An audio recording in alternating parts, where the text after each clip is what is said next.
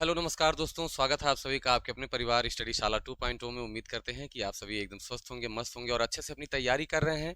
देखिए, आज की जो हमारी वीडियो होने वाली है ये एक रिवीजन के तौर पर होने वाली है, ठीक है ना।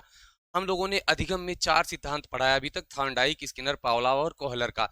उन चारों सिद्धांतों को यहाँ पर बहुत ही शॉर्ट में आपको बताया जाएगा, जितना कम से कम समय में हो सकेगा उतने कम से कम समय में बताया जाएगा, ताकि आपको ये रिवीजन करने के लिए मिल जाए, ठीक है ना। तो अगर आपको विस्तृत पढ़ना है तो आप मेन क्लास जरूर देखिए, जो चैनल पर हमारे फ्री बैच में एकदम चल रही हैं। स्टडी शाला 2.0 के इसी ऑफिशियल चैनल पर आपको एकदम फ्री में चल रही हैं, आप उन्हें देखिए, आपका कॉन्सेप्ट डेवलप होगा। उसके बाद आप इसे देखेंगे तो आपको एकदम मजा आ जाएगा बढ़िया से, ठीक है ना। चार ये सिद्धांत प्लस जो है गैनिक की, अधिगम, सोपान की, उसके बारे में भी हम लोग आज की क्लास में पढ़ लेंगे। यहाँ से क्वेश्चंस आपको पक्का है फंस जाएंगे, ठीक है ना। तो चलिए, पहला हमारा जो सिद्धांत भाई वो है थॉर्नडाइक के सीखने का सिद्धांत। कब आया था? 1913 में आया था। इन्होंने किस पर प्रयोग किया? तो बिल्ली पर। और ये कहाँ के रहने वाले थे? तो ये अमेरिका के निवासी थे। इन्होंने बिल्ली पर प्रयोग कैसे किया भाई? बिल्ली पर इन्होंने प्रयोग इस तरीके से किया कि एक पिंजड़े में बिल्ली को बंद कर दिया और वहां पर एक लीवर लगा दिया। बिल्ली उसमें कूदती है पहले, और उसके सामने एक मृत मछली रख दिया पिंजड़े के बाहर। बिल्ली उछल कूद करती है और अचानक से क्या होता है, लीवर पे पैर पड़ जाता है और वो मछली खा लेती है। ऐसे ही कई बार होता है, तो वो समझ जाती है कि लीवर दबाने से ही मछली हमको मिलेगी। मतलब वो पहले तमाम बार प्रयास करती है, गलतियां करती है, प्रयास करती है, गलतियां करती है, और एक बार वो सफल हो जाती है, ठीक है ना।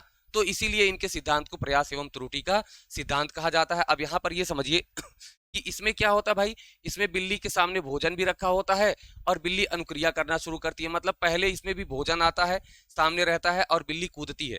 अब बिल्ली क्यों कूदती है? क्योंकि उसको भूख लगी होती है, इसको भूखा रखा गया है। इसीलिए भूख को अंतर्नोद या चालक कहा गया है, कि जब तक भूख नहीं लगी होगी तब तक कोई काम नहीं करेगा। ये इनके सिद्धांत का मेन जो है मेन पॉइंट था, ठीक है ना। अब इनके सिद्धांत के कई सारे नाम है, आइए देखते हैं। पहला नाम है उद्दीपक अनुक्रिया सिद्धांत, बंध सिद्धांत। क्यों कहा गया भाई? उद्दीपक को देख करके बिल्ली ने अनुक्रिया किया और एक विशेष अनुक्रिया का संबंध किससे स्थापित कर लिया उसने? उद्दीपक से स्थापित कर लिया। कैसे? देखिए, तमाम सारी अनुक्रियाएं किया ना उसने, तमाम सारी गलतियां की, अचानक से एक बार लीवर पे पैर पड़ा, तो अब वही लीवर दबाने वाली जो अनुक्रिया है, उसी का ये संबंध किससे स्थापित कर लेती है? भोजन से, ठीक है ना। तो उसको पता चल गया हम दबाएंगे भोजन मिल जाएगा, ठीक। अगला S R bond theory, bond है ये, एस आर बॉन्ड। एस मतलब स्टिमुलस, आर मतलब रिस्पांस, तो उद्दीपक और रिस्पांस मतलब अनुक्रिया के बीच में बंध बन गया, यही वाला नाम है। बॉन्ड थियरी क्यों कहा गया? बंध थियरी क्यों कहा गया भाई? बंध सिद्धांत, क्योंकि इसने जो है एक विशेष अनुक्रिया का संबंध उद्दीपक से स्थापित कर लिया था, इसीलिए इसे बंध सिद्धांत कहा गया। संबंधवाद का सिद्धांत क्यों कहा गया? क्योंकि इसमें क्या है, वही बात हुई, एक विशेष अनुक्रिया का एक उद्दीपक से जो है संबंध स्थापित किया गया, इसीलिए संबंधवाद कहा गया। प्रयास एवं त्रुटि का सिद्धांत, बिल्ली ने बहुत सारे प्रयास किए, बहुत सारी गलतियां की और अंत में वो सीख गई। प्रयत्न एवं भूल का सिद्धांत, क्या किया भाई? इसने प्रयास किया, भूल मतलब होती है गलतियां, गलतियां भी किया और सीख गई। संयोजनवाद का सिद्धांत, भाई इसने क्या किया? इसने परिस्थिति के साथ संयोजन करके क्या किया? सीख लिया। संयोजन मतलब वही संबंध आपका हो जाएगा, तो संयोजनवाद। प्रशिक्षण अंतरण का का सर्वसम अवयव का सिद्धांत है, ठीक है ना। सर्वसम अवयव का मतलब ये है कि जो इसने सीखा, ठीक है ना, लीवर दबाना सीखा, अब वो समान परिस्थिति में वही चीज जो है अप्लाई कर देती है, तो यही हो गया प्रशिक्षण अंतरण का सर्वसम अवयव का सिद्धांत। और मैं इसे आपको मैंने पढ़ाया हुआ है अधिगम अंतरण में, ठीक है ना, ध्यान रखेंगे, वहां पर ये सिद्धांत है। आगे चलते हैं, देखते हैं। देखिए, विशिष्ट उद्दीपक का संबंध विशिष्ट अनुक्रिया से हो जाता है, इसीलिए एस आर बॉन्ड थियरी कहा जाता है। इनकी किताब है एनिमल इंटेलिजेंस और एजुकेशनल साइकोलॉजी। इनकी दो किताबें आपके लिए इंपॉर्टेंट हैं, जो आपको याद करनी है। ये आपके थॉर्नडाइक का सिद्धांत हो गया। इन्होंने सीखने के नियम भी दिए थे। क्या किया था भाई? इन्होंने सीखने का नियम दिया था। कैसे नियम दिए? तो इन्होंने दो प्रकार के नियम दिए सीखने के। कैसे कैसे नियम दिए? एक इन्होंने दिया प्रमुख नियम, जिसे हम कहते हैं मुख्य नियम, उसमें 3 आते हैं। एक इन्होंने दिया गौड़ नियम, गौड़ नियम में कितने आते हैं? 5 आते हैं। प्रमुख नियम कौन से हैं? कैसे याद करेंगे भाई? आपात। कैसे याद करेंगे? आपात, ठीक है। आ से क्या हो जाएगा? आपका अभ्यास का नियम, पा से प्रभाव का नियम और ता से तत्परता का नियम। अभ्यास, प्रभाव और तत्परता, आपको ये तीनों नाम याद होने चाहिए। तत्परता कैसे आती है? जब बालक के अंदर प्रेरणा होगी। अभ्यास कैसे होगा भाई? उपयोग, अगर कोई काम ऐसा आपने सीखा जो आपके उपयोग के लायक है, तो उसका बार बार अभ्यास होता रहेगा। और अगर वो उपयोग में नहीं आता है, तो उसका अभ्यास नहीं होगा और वो भूल जाएगा, ठीक है ना। तो ये होगा, अगर उपयोग का है तो स्ट्रांग बॉन्ड और अनुपयोग का है तो वीक बॉन्ड बनता है। और प्रभाव का नियम कैसे है भाई? अगर आपको किसी कार्य से संतुष्टि मिलती है तो आप बार बार करेंगे, मतलब बॉन्ड आपका स्ट्रांग बन जाएगा। और अगर आपको उससे संतुष्टि नहीं मिलती है, असंतोष मिलता है, तो उसे बार बार नहीं करेंगे तो वो आपका बॉन्ड क्या होगा? वो आपका वीक बॉन्ड बन जाएगा। ठीक है ना? आगे देखते हैं भाई। चलिए, इसको अगर आप बहुत विस्तार में पढ़ना चाहते हैं तो आपको मैंने पढ़ाया हुआ है, आप वहां जाकर के देख सकते हैं।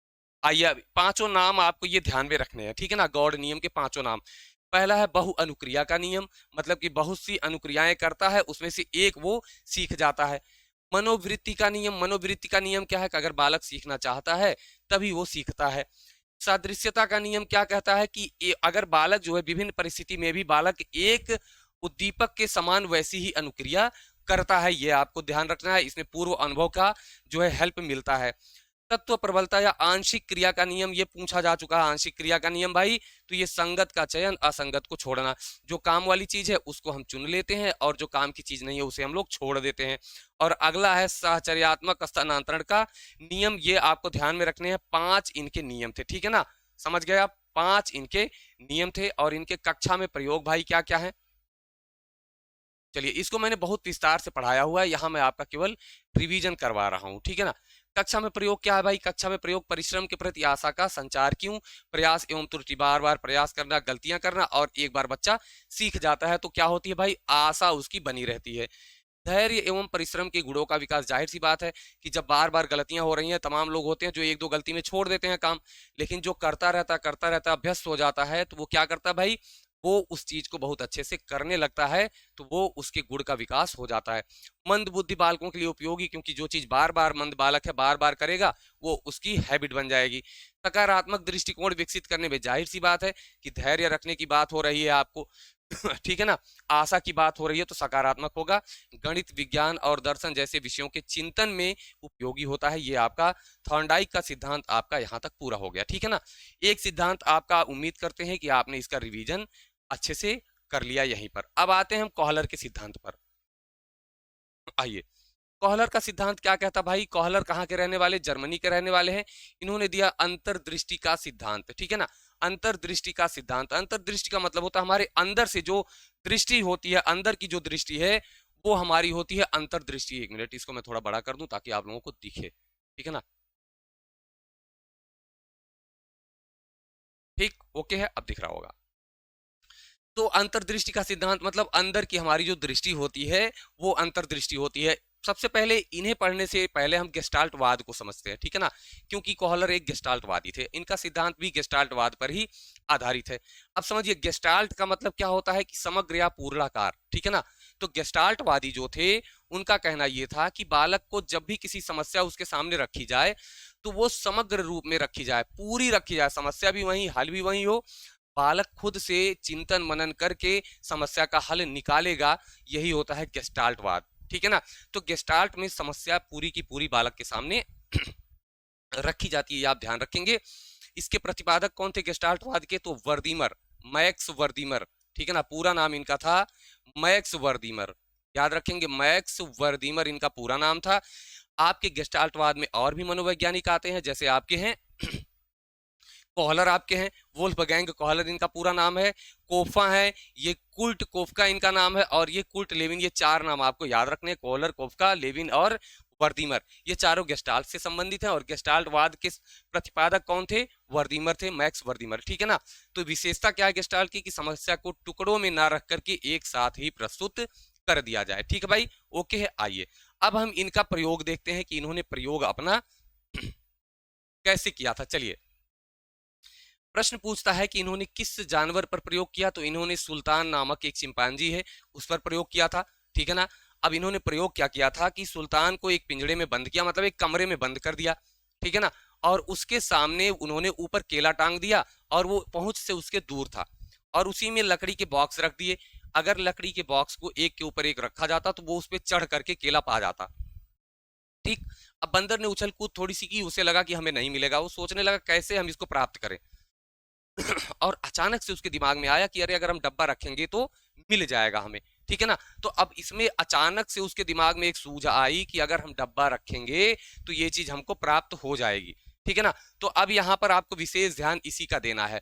चिंपांजी का नाम था क्या? सुल्तान। और चिंपांजी जो होता है वन मानुस भी कहते हैं। ये प्रश्न पूछा जा चुका है, याद रखेंगे, ठीक है ना। इनके सिद्धांत का नाम पड़ा अंतर्दृष्टि का सिद्धांत। क्यों पड़ा भाई? क्योंकि बंदर जो मरवानुस था, सुल्तान था, वो बैठ के सोच रहा था, अचानक से उसके अंदर से आवाज आई कि ऐसे कर लेते हैं, हो जाएगा, ठीक है ना। तो वो होता है अंतर्दृष्टि। तो यही अंतर्दृष्टि का सिद्धांत। ये सूझ का सिद्धांत क्यों कहा गया भाई? क्योंकि जो उसके अंदर अचानक से समस्या का हल आया, उसे ही इन्होंने कहा कि वो सूझ होता है। क्या होता है? सूझ। जैसे कहते नहीं है कि अब ये बालक बहुत अच्छा है, समझदार है, अपना काम सूझबूझ के साथ करता है, तो वही सूझ होता है, ठीक है ना। ये क्या होता है भाई? सूझ का सिद्धांत। गेस्टाल्टवाद सिद्धांत भी इसलिए कहते हैं क्योंकि ये गेस्टाल्टवादी है भाई। गेस्टाल्टवाद सिद्धांत हो गया इनका। कोहलर के अनुसार होता है कि सूझ के पहले जो बालक होता है वो एकदम असहाय होता है, ठीक है ना, क्योंकि उसे ज्ञान नहीं होता है। लेकिन जैसे उसे सूझ मिल जाती है, अब उसके बाद बालक क्या हो जाता है? अधिगम में दक्ष हो जाता है। मतलब अब बालक सीख चुका होता है, ये इन्होंने बताया, ठीक है ना। अब इनके अनुसार भाई ये है कि इनके सिद्धांत को कौन कौन से कारक प्रभावित करते हैं? तो एक है आयु, ठीक है ना। अगर कम आयु का बालक है तो उसके सोचने की क्षमता उतनी नहीं होती है, तो क्या होगा भाई? वो सोच नहीं पाएगा। अगर आयु कम है तो ये काम नहीं करेगा सिद्धांत। इसका मतलब ये कम आयु के बालकों पर जो है प्रयोग नहीं किया जा सकता। दूसरी चीज है वृद्धि, ठीक है ना। मतलब ये है कि जिस बालक की मानसिक वृद्धि ज्यादा होगी, वो क्या होगा भाई? वही इस इनके सिद्धांत को फॉलो कर पाएगा। ध्यान रखेंगे इस चीज का, ठीक है ना।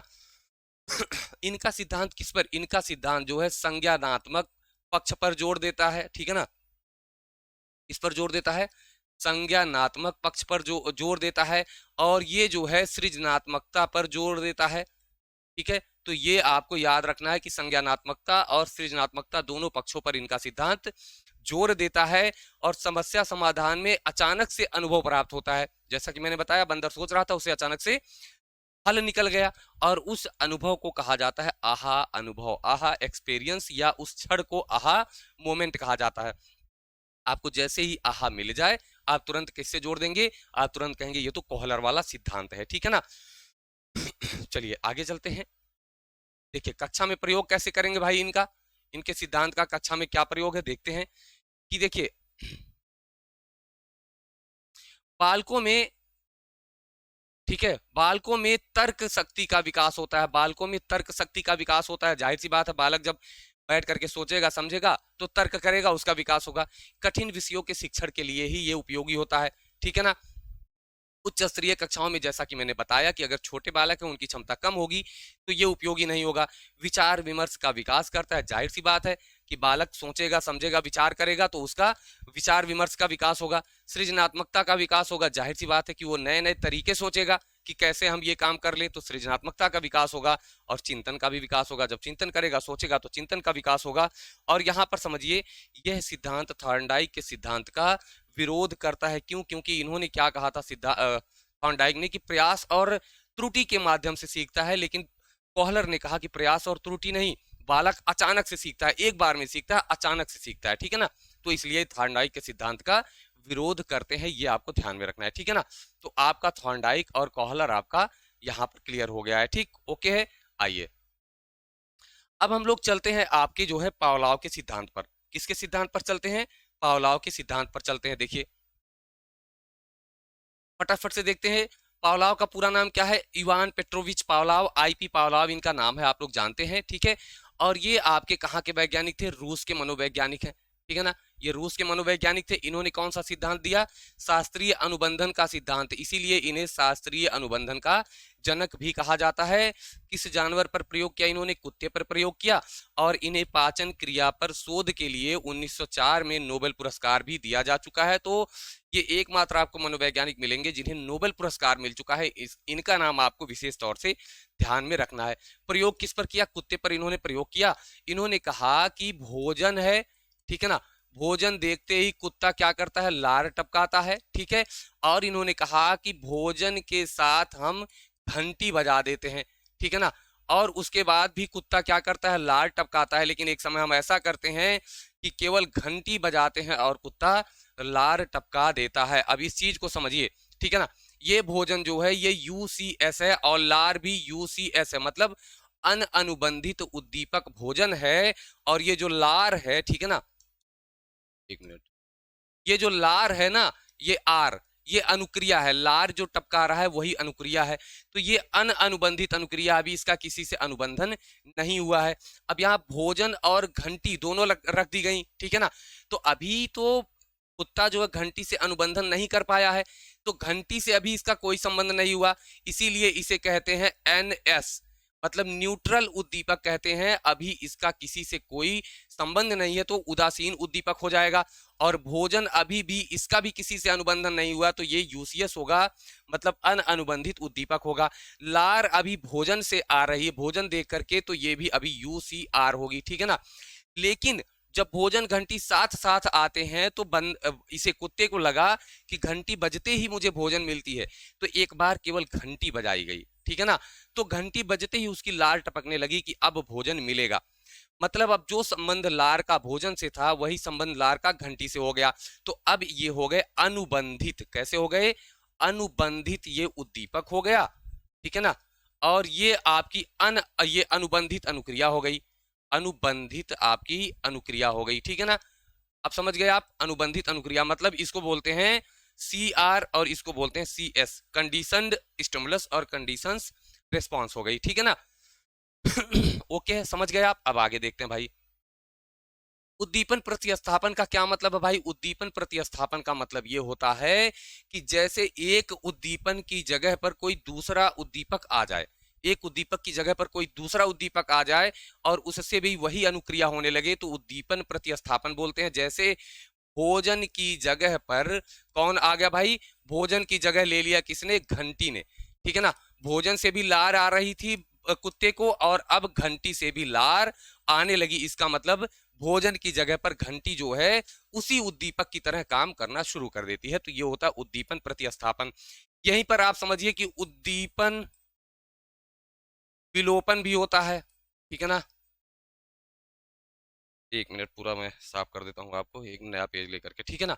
आइए, कुछ चीजें, कुछ फैक्ट्स आपको मैं बता देता हूँ। देखिए, एक होता है उद्दीपन सामान्यीकरण, ठीक है ना, उद्दीपन सामान्यीकरण। एक उद्दीपन प्रतिस्थापन आपने पढ़ लिया। एक होता है उद्दीपन विलोपन, ठीक है ना। और एक और होता है उद्दीपन सामान्यीकरण, उद्दीपन विलोपन।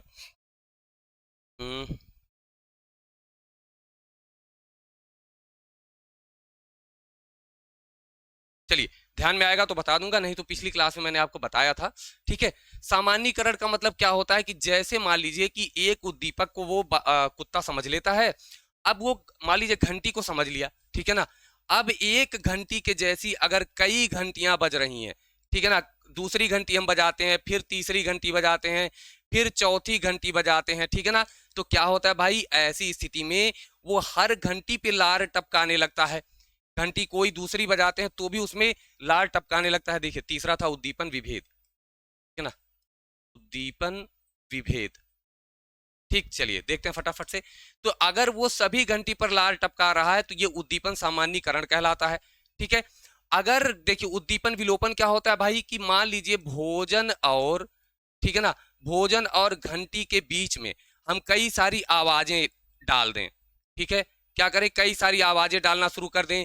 जो समय अंतराल होता है, समयांतराल जो होता है, जबकि भोजन और घंटी के बीच में अंतराल नहीं रखना था, अगर हम इनके बीच आवाजें कई डाल दें और समय अंतराल बढ़ा दें तो क्या होगा? अब घंटी से लार टपकना बंद हो जाएगी, मतलब कि उद्दीपन का विलोपन हो जाएगा। विलोप मतलब होते हैं, आप समझते हैं ना, गायब हो जाना, ठीक। उद्दीपन विभेद क्या होता है कि अगर कोई भी बालक हो, या जैसे यहाँ कुत्ते की बात हो रही है, मान लीजिए कुत्ता एक घंटी, ठीक है ना, एक विशेष घंटी को वो समझ जाता है कि इसी से भोजन मिलता है। बाकी कोई दूसरी अगर घंटी बजती है उससे वो लार नहीं टपकाता है, ठीक है ना, उससे वो लार नहीं टपकाता है। तो वो क्या करना है? वो उद्दीपन विभेदन करना जान गया, कि वो अंतर करना जान गया कि इसी उद्दीपक से हमें भोजन मिलेगा, इससे नहीं मिलेगा, ठीक है ना। तो ये उद्दीपन विभेद होता है। ये तीन चीजें आपको समझ लेनी है इनके सिद्धांत में। आगे चलिए, और इनके सिद्धांत के बहुत सारे नाम हैं। कौन कौन से नाम है? आइए फटाफट से देखते हैं हम भाई। पहला, क्लासिकल अनुबंधन सिद्धांत। क्लासिकल क्यों भाई? ये घंटी से बधा है, ठीक है ना। घंटी से बंधा, इसीलिए इसे कहते हैं क्लासिकल अनुबंधन।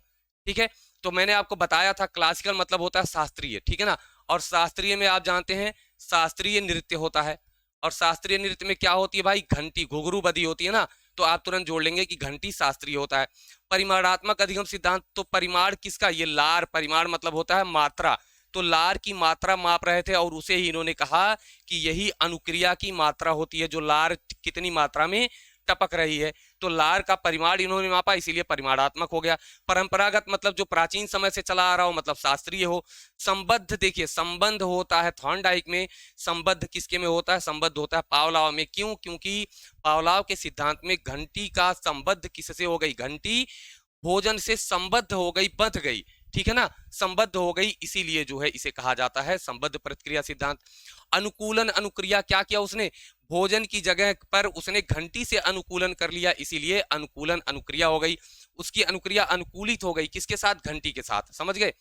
एस कंडीशनिंग होता है, इसमें स्टिमुलस कंडीशनिंग होता है। क्या होता है, स्टिमुलस कंडीशनिंग होता है। इसमें ध्यान से समझिएगा कि पहले अनुक्रिया नहीं होती है, इसमें पहले उद्दीपक आता है, पहले मतलब भोजन दिखता है इसको, तब जाकर के लार टपकती है, मतलब पहले कौन आता है, एस आता है, उद्दीपक आता है, इसलिए एस कंडीशनिंग बोलते हैं।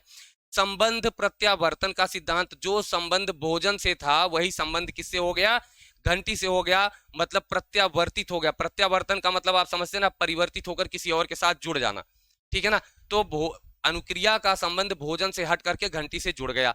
प्रतिस्थापक का सिद्धांत भाई समझिए कि ये इसमें एक उद्दीपक की जगह दूसरे को प्रतिस्थापित कर दिया गया, इसीलिए प्रतिस्थापक का सिद्धांत और प्राचीन शास्त्रीय होता है, तो आप प्राचीन समझ जाएंगे। इनकी थियरी को आर टाइप कहा जाता है, क्यों, माफ कीजिएगा, एस टाइप कहा जाता है, क्योंकि इनके में पहले उद्दीपक आता है। क्या आता है, उद्दीपक आता है। और जो आपका भी स्किनर का सिद्धांत पढ़ेंगे उसमें पहले अनुक्रिया होती है तब उद्दीपक मिलता है, तो पहले अनुक्रिया होती है, आर होती है, इसीलिए आर टाइप थियरी कहा जाता है स्किनर के सिद्धांत को। आइए देखते हैं पावलोव के सिद्धांत का कक्षा में क्या प्रयोग है। देखिए, बालकों के आदत के निर्माण में होता है।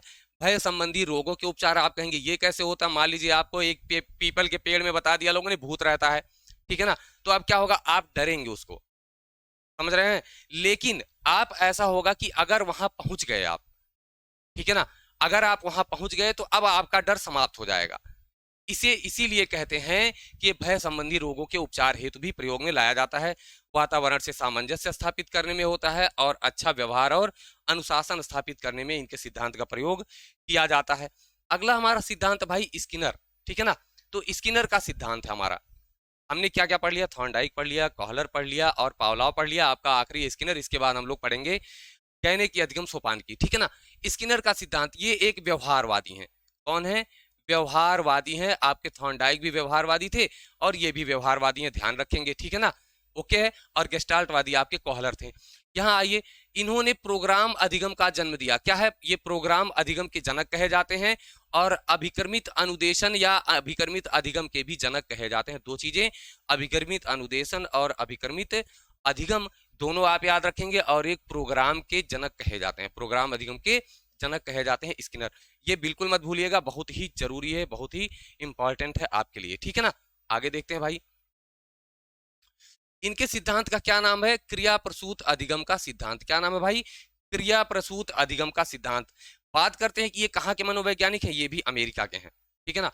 आपने सबका देखा, कोहलर आपके कहाँ के हैं भाई, कोहलर आपके जर्मनी के हैं, पावलोव रूस के हैं, थॉर्नडाइक अमेरिका के हैं, स्किनर कहाँ के हैं, अमेरिका के हैं। ये व्यवहारवादी हैं, मैंने आपको पहले ही बता दिया, ठीक।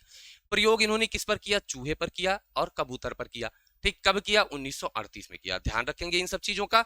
देखिए, मैं आपको बार बार बताता हूं कि आपके सामने सिद्धांत के नाम जो 8 8 9 9 10 10 में बता रहा हूं, वही नाम बदल बदल के आपसे पूछे जाते हैं, तो इन नामों को आपको याद रखना ही रखना। मैंने जोड़ना भी बताया आपको इससे पहले की क्लासेस में, ठीक है ना। अब देखिए, इन्होंने किस पर, चूहे पर प्रयोग किया और कबूतर, दो चीजों पर प्रयोग किया। इन्होंने कैसे प्रयोग किया भाई, इन्होंने एक पिंजड़े में चूहे को बंद कर दिया, ठीक। एक तरफ पीछे करंट लगा दिया, यहां देखिए, हाँ, यहाँ करंट लगा दिया है और यहाँ एक लीवर लगा दिया, तो चूहा इसमें इधर उधर पहले कूदता है, ठीक है ना, अनुक्रिया करता है। इसको भोजन दिख नहीं रहा है, क्या है भाई, भोजन इनको दिख नहीं रहा है चूहे को। चूहा कूदते कूदते करंट की तरफ आता है, इसे झटका लगता है, एक दो बार झटका लगता है, फिर वो इधर नहीं आता है। क्या करता है, इधर नहीं आता, क्यों, क्योंकि यहाँ इसे असंतोष मिलता है, ठीक है ना, क्योंकि झटका किसको लगेगा तो उसको अच्छा थोड़ी लगेगा, ठीक है, असंतोष मिला इसलिए इधर आना उसने बंद कर दिया। ये इधर ही उछल कूद करता है और एक बार लीवर क्या करता है, दब जाता है, लीवर दब जाता है, ठीक है ना। फिर ऐसा करते करते ये और भोजन मिलता है, लीवर दबते ही इसको क्या मिलता है, भोजन मिल जाता है।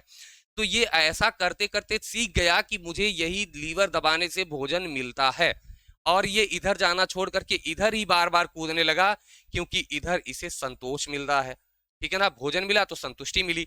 अब आप समझिए, मैंने संतोष और असंतोष का नियम कब बताया था, तो आप कहेंगे सर प्रभाव के नियम में बताया था, प्रभाव के नियम। और ये क्या है भाई, ये थॉर्नडाइक का मुख्य नियम है, तो आप कह सकते हैं जो स्किनर का नियम सिद्धांत है वो थॉर्नडाइक के प्रभाव के नियम पर कार्य करता है, ये आप यहाँ पर लिख सकते हैं, ठीक है ना। ओके है, अब आइए देखते हैं। पावलोव के सिद्धांत में पहले यस आता था, इनके में पहले आर आया। पहले चूहा उछल कूद किया तब उसे भोजन मिला, तो पहले उसने अनुक्रिया किया तब उसे भोजन मिला। लेकिन पावलोव में क्या था, पहले भोजन देखता था तब कुत्ते की लार टपकती थी, ठीक है। इसीलिए उसे एक को पावलोव को एस टाइप और स्किनर को आर टाइप थियरी कहा जाता है। पावलोव का सिद्धांत समीपता के नियम पर आधारित है, ये देखिए पिछले में नहीं बता पाया, यहाँ देखिए समीपता के नियम पर कैसे आधारित है। देखिए, भोजन और घंटी के बीच में अंतराल नहीं होना चाहिए, ठीक है ना, वो एकदम समीप समीप होने चाहिए, तुरंत के तुरंत मिलने चाहिए। अगर गैप हुआ तो वो उद्दीपन विलोपन हो जाएगा, मतलब कि अब वहां से उसका संबंध टूट जाएगा, इसीलिए समीपता का सिद्धांत। स्किनर प्रभाव का नियम मैंने आपको बताया। स्किनर की 2 किताबें हैं आपकी, द बिहेवियर ऑफ ऑर्गेनाइजेशन बहुत इंपॉर्टेंट है, इसे तो जरूर याद रखेंगे, और बियॉन्ड फ्रीडम एंड डिग्निटी, अगर ये नहीं भी याद है तो भी चलेगा, लेकिन द बिहेवियर ऑफ ऑर्गेनाइजेशन आपको याद रखना है। आइए स्किनर के नियम का कुछ मूल तत्व देखते हैं। पहला जो रोटी का टुकड़ा मिला वो तो उद्दीपक की तरह था कि हाँ यहाँ मुझे खाना मिला, उद्दीपक हो गया। लेकिन अब उसे जब दूसरा मिला, उसके बाद तीसरा मिला, तो वो पुनर्बलन का कार्य करने लगा कि अरे वाह मजा आ रहा है, ठीक है ना। तो यहाँ वो दूसरा तीसरा चौथा जो है पुनर्बलन का काम करता है, पहला जो है उद्दीपक का काम करता है। इन्होंने पुनर्बलन की बात की थी, ठीक है ना, पुनर्बलन की बात की कि पुनर्बलन 2 तरीके का होता है, एक होता है धनात्मक और एक होता है ऋणात्मक, ठीक है ना। एक कैसा होता है, एक होता है ऋणात्मक। अब इन्होंने कहा धनात्मक कौन सा है, धनात्मक भाई जैसे आप बच्चे को जो चीज अच्छी लगे, आपने ट्रॉफी दे दी, क्लास में आप पढ़ा रहे हैं, आपने उसको जो है शाबाश कह दिया, ठीक है, पीठ थपथपा दिया, ये धनात्मक पुनर्बल होते हैं। ऋणात्मक क्या है, दंड देना, ठीक है ना। अगर कोई दंड देते हैं आप, जैसे ये क्यों दिया जाता है, ये बालक से अगर आप चाहते हैं कि कोई कार्य ये ना करे, उसको उसके लिए आप दंड देते हैं। और धनात्मक क्यों किया जाता है, कि किसी व्यवहार को बार बार करवाने के लिए हम धनात्मक पुनर्बलन देते हैं, ठीक है ना। ओके है भाई, समझ रहे हैं। जैसे चूहे को आप चाह रहे थे कि वो लीवर की तरफ जाए, उधर ना जाए, तो उधर इन्होंने क्या किया, करंट लगा दिया, तो अब चूहा उधर नहीं जाता था, ठीक, ये आप समझ गए भाई।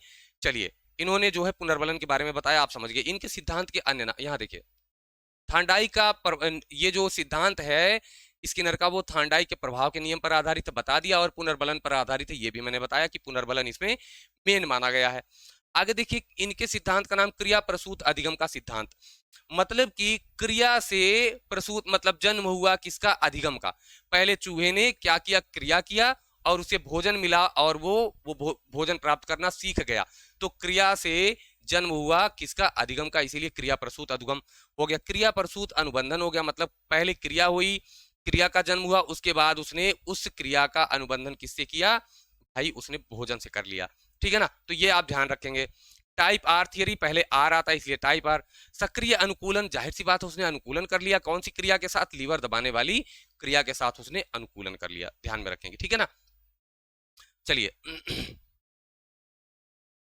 नैमित्तिक अनुबंधन का सिद्धांत, नैमित्तिक मतलब कि एक कारण था इसीलिए उसने अनुबंधन किया, कारण क्या था, भोजन प्राप्त करना, तो ये इसीलिए इसे नैमित्तिक अनुबंधन कहा जाता है।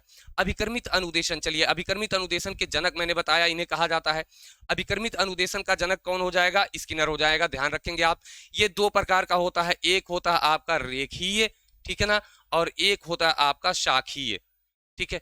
और रेखीय अभिकर्मित अनुदेशन जो होता है इसे बाह्य अभिकर्मित अनुदेशन भी बोलते हैं, और जो आंतरिक होता है ये शाखीय को आंतरिक भी बोलते हैं, ठीक है ना, आंतरिक अभिकर्मित अनुदेशन भी बोलते हैं। रेखीय के जनक कौन है, स्किनर, ठीक, और शाखीय के कौन है, नॉर्मन ए क्राउडर, नॉर्मन ए क्राउडर, ठीक है, ध्यान रखेंगे, नॉर्मन ए क्राउडर।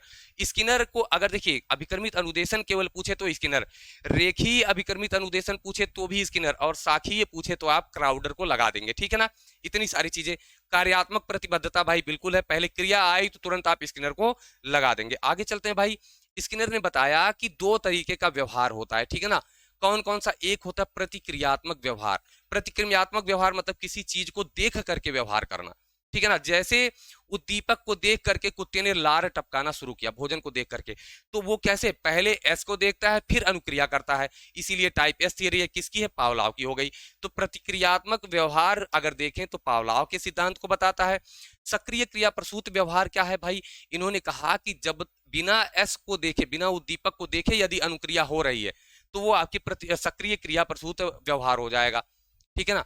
कैसे? चूहे को भोजन तो दिखा नहीं था लेकिन उसने अनुक्रिया करना शुरू कर दिया। इसमें पहले आर आता है फिर एस आता है, मतलब पहले रिस्पॉन्स होगा, अनुक्रिया होगी, फिर उद्दीपक मिलेगा। टाइप आर थियरी किसका है? स्किनर का है, ध्यान में रखेंगे भाई। आगे चलते हैं। पुनर्बलन मैंने आपको बता दिया, धनात्मक ऋणात्मक। यहाँ पर एक और आपका आता है शेपिंग। क्या आता है भाई? शेपिंग आती है। अब शेपिंग की अगर हम बात करें तो शेपिंग क्या है? शेपिंग आप जानते हैं किसी चीज को किसी आकार में ढालना, ठीक है ना। तो इन्होंने व्यवहार की शेपिंग की बात की है। किसकी शेपिंग की? व्यवहार के शेपिंग की बात की है, ठीक है ना। व्यवहार के शेपिंग की बात का मतलब क्या है कि इन्होंने बताया कि यदि किसी बालक को कोई व्यवहार आप सिखाना चाहते हैं, ठीक है ना, कोई व्यवहार आप सिखाना चाह रहे हैं और बालक एकदम वैसा ही व्यवहार नहीं कर पाया। जैसे मान लीजिए आपने कहा बालक से कि बच्चा पेड़ बनाओ, ठीक है ना, लेकिन बालक उसको क्या करता है? कुछ ऐसे करता है, कुछ ऐसे ऐसे ऐसे, कुछ तिरछा आड़ा टेढ़ा बना देता है। तो इसके नजदीक है लेकिन ऐसा तो नहीं है, ठीक है ना। लेकिन इन्होंने क्या किया? इन्होंने कहा कि अगर बालक इसके थोड़ा आस पास भी कर लेता है तो आप उसे सकारात्मक पुनर्बलन दे दीजिए, ठीक है ना।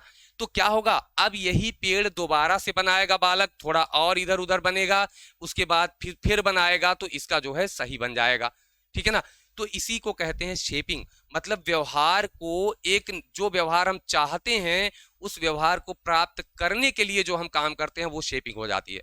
ओके है, क्लियर है ना। तो ये पूरा आपका सिद्धांत रहा किसका भाई? ये आपका सिद्धांत रहा आपके स्किनर का। स्किनर का रहा, ठीक है ना। अगला हमें पढ़ना है कि रॉबर्ट गैने की अधिगम सोपान की हमें देखना है, ठीक है ना। तो देखिए, रॉबर्ट गैने की अधिगम सोपान की इंपॉर्टेंट है इसलिए मैंने इसमें रख दिया है। रॉबर्ट गैने का पूरा नाम था रॉबर्ट मिल्स गैने, और ये कहाँ के थे? ये अमेरिका के एक शिक्षा मनोवैज्ञानिक थे। अमेरिका के एक शिक्षा मनोवैज्ञानिक थे। क्या नाम था? Robert mills गैने। इन्होंने एक पुस्तक लिखी जो कि पूछी जा चुकी है, द कंडीशंस ऑफ लर्निंग।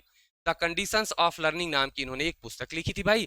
और इसमें इन्होंने कहा, इस किताब में इन्होंने लिखा कि अधिगम का एक अनुक्रम होता है। क्या होता है? अधिगम सीखने का एक क्रम होता है। मतलब इन्होंने अधिगम को एक श्रेणी क्रम में बताया। किसमें बताया? श्रेणी क्रम में बताया कि अधिगम का एक क्रम होता है, उसी के क्रम में जो है अधिगम सीखा जाता है। जैसे क्या होता है भाई? इन्होंने उनकी जटिलता के स्तर पर इसे बांटा है कि पहले सरल होगा, फिर और कठिन और कठिन और कठिन, फिर सबसे कठिन होगा।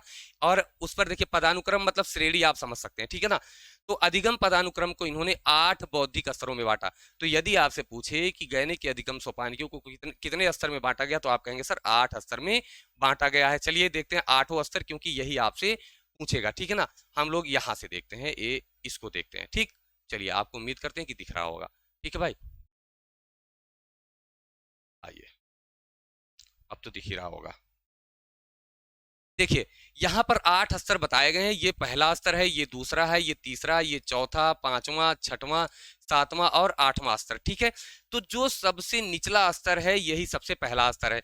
सबसे निचला स्तर कौन सा है भाई? संकेत अधिगम, जिसे हम कहते हैं सिंबल जो है लर्निंग होता है, सिंबॉलिक लर्निंग होता है, संकेत अधिगम होता है।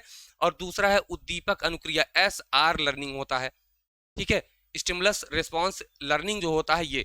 अब पहला सबसे निचला स्तर है, ठीक है ना, और ये सबसे निम्नतम है और सबसे सरल है। क्या है? सबसे निम्नतम है, सबसे निचला है और सबसे सरल है। ये किस पर काम करता है? संकेत मतलब पावलाव के सिद्धांत पर कार्य करता है।